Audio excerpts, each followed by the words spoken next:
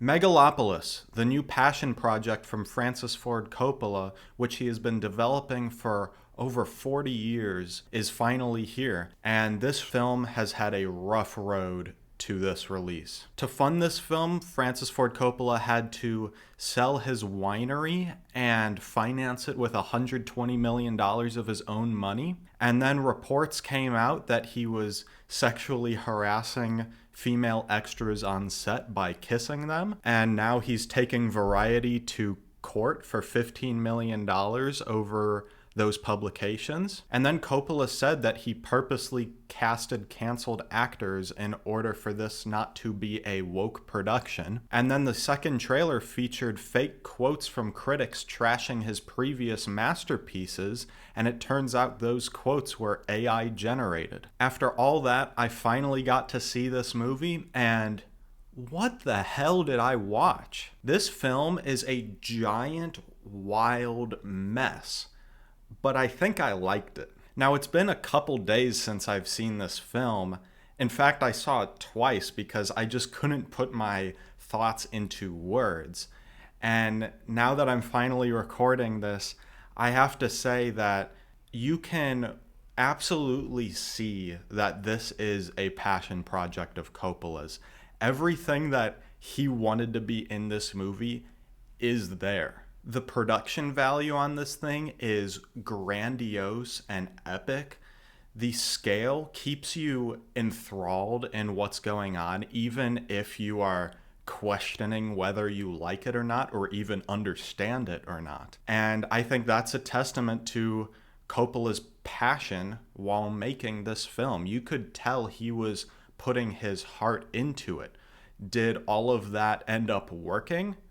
Definitely not. But you can absolutely admire a lot that is in this because of that very evident passion. The visual style of this film is so in your face. There are so many pretty images. I will say that there are some that are kind of murky, but for the most part, with the costumes and the bright yellow lighting and the lavish production design, the film is nice to look at, which at least keeps you visually pleased. And much like how the visual style is very in your face, the film has a lot of themes and messages it is trying to throw at you. The film deals so much with power and corruption in society and fighting for a better future rather than being stuck in the present.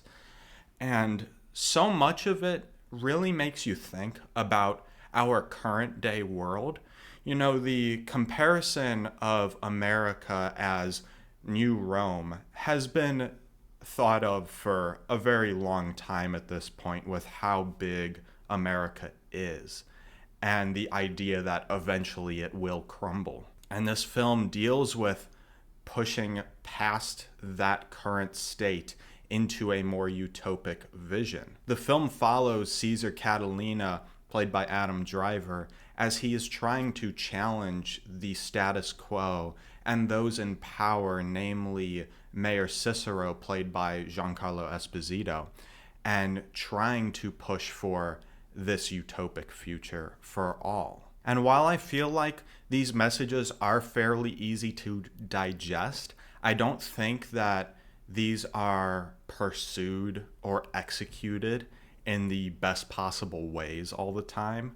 The editing specifically is just all over the place and makes a lot of things feel completely incohesive. Cohesion of really every element of this film is its main downfall, but the editing in particular makes certain scenes really incoherent or just confusing at how plot lines seemingly go nowhere, or things that feel like should be important get resolved almost immediately. It makes it unrewarding for the audience that is sitting through this. Certain sequences feel jumbled and sloppy because of the editing, namely the Colosseum set piece in the first hour of the film, where you just don't know what is going on and what's in a character's head or what's just being imagined as a high thought of Francis Ford Coppola.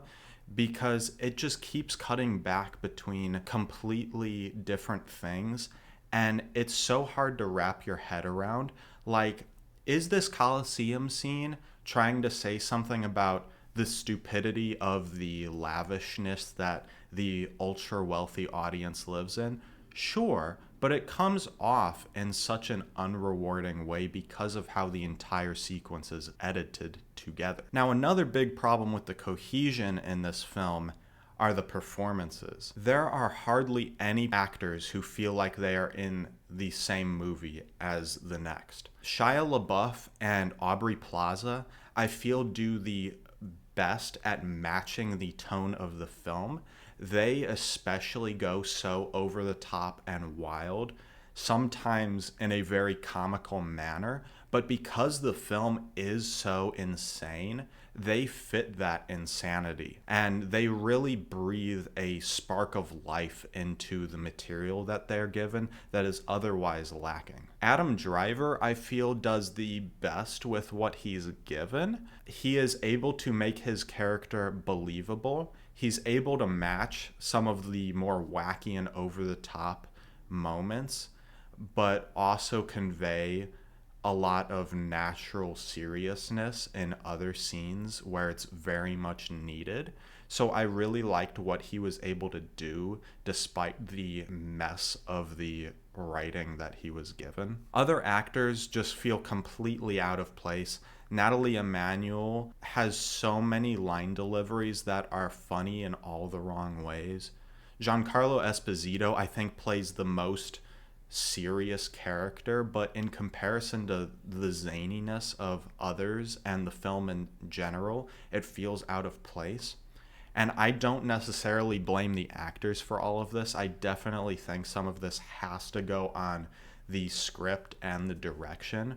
There is a lot of messy dialogue that is just completely unforgivable to be in a film of this scale.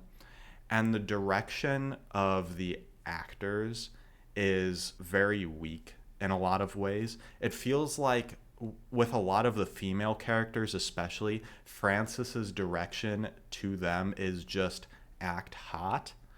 And so that's another reason why I really appreciate what Aubrey Plaza was able to do, because with how wild she went, she was able to break away from this and do her own thing. But for the majority of the female characters, they feel just like caricatures. Other problems with the directing of actors is that people just walk around the rooms in the sets seemingly aimlessly, and it's really confusing as to why they are doing what they're doing in the moment. Now, because of all of this messiness, I have heard a lot of people say that this is the worst big budget movie of all time. It's one of the worst of the year. And I completely disagree. Yes, it is an absolute mess, but it's very enjoyable, in my opinion. I found so much of this to just be a thrill ride to watch. Even the stuff that I was like, yeah, this is not good, I was still enjoying it because of either the epic scale of it or just the zaniness of the film. And you just also have to appreciate the ambition of Coppola in the making of this film. It's obvious that he loved what he was doing. I find a lot of the themes of this film to be compelling, and they make me think about the film and what it's trying to say.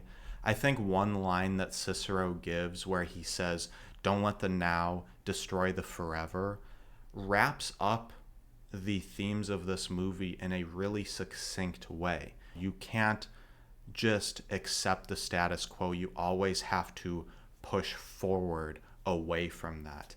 And I just think that's a really compelling thing to take away that we can apply to our modern world. And so for all of that, despite the messiness of it, I enjoyed the film. Now, I cannot say that this is a good film. I don't believe it is. But despite that fact, I think you should go see this film once It is something that you will never see anything like it again, and is just such a wild time that even if you think the construction of the film is a train wreck, you'll still enjoy really funny, zany elements and probably take away something from the messaging of the film, even if it does feel a little bit self indulgent or self important. And because of all of that, because of the mess, because of the enjoyment, I would give Megalopolis 2.5 stars. That's it with Megalopolis, everybody. What did you think about the film? I would love to discuss it with you because of how crazy it is. But if you liked what you saw here today and you would like to see more, subscribe to follow the odyssey that is Oscar season.